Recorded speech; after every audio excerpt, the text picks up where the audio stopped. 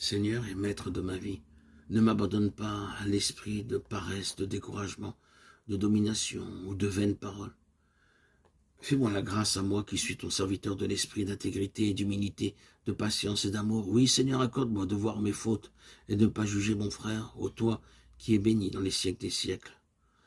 Saint Éphrem. Ici, au Mont Athos, nous avons sans doute moins d'occasions extérieures de péché, et pourtant nous sommes au cœur de toutes les tentations.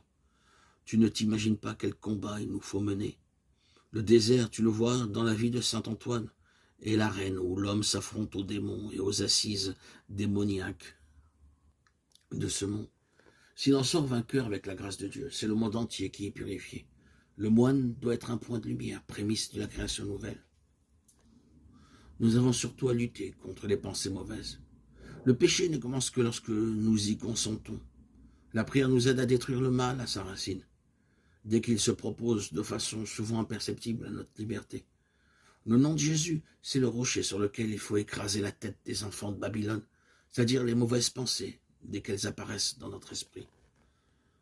Lorsque ton esprit et ton cœur sont mordus par quelques mauvaises pensées, que tu sens déjà en toi monter la passion, la peur ou le désir, fuis comme les Israélites mordus dans le désert.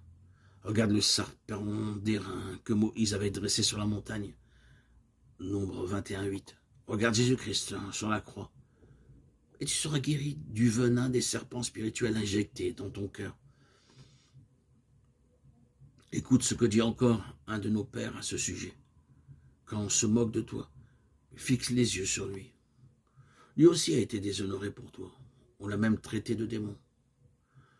Si l'on te méprise, fixe les yeux sur ton Sauveur quand on lui crache au visage. Si tu es mordu par une pensée de vaine gloire, souviens-toi de la parole. Quand vous aurez fait tout ce qui vous est commandé, dites, nous sommes des serviteurs inutiles, nous n'avons que ce que nous devions faire. Luc 17:10.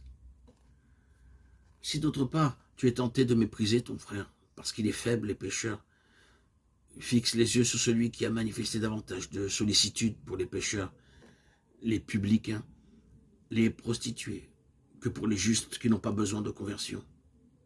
Lorsque tu es tourmenté des désirs de la chair ou lorsque tu es dégoûté par notre genre de vie, fixe les yeux sur Jésus, l'auteur et le consommateur de notre foi, lui qui, au lieu de la joie qu'il avait, endura la croix et en méprisa l'infamie, et est assis à la droite du trône de Dieu. Hébreux 12:2.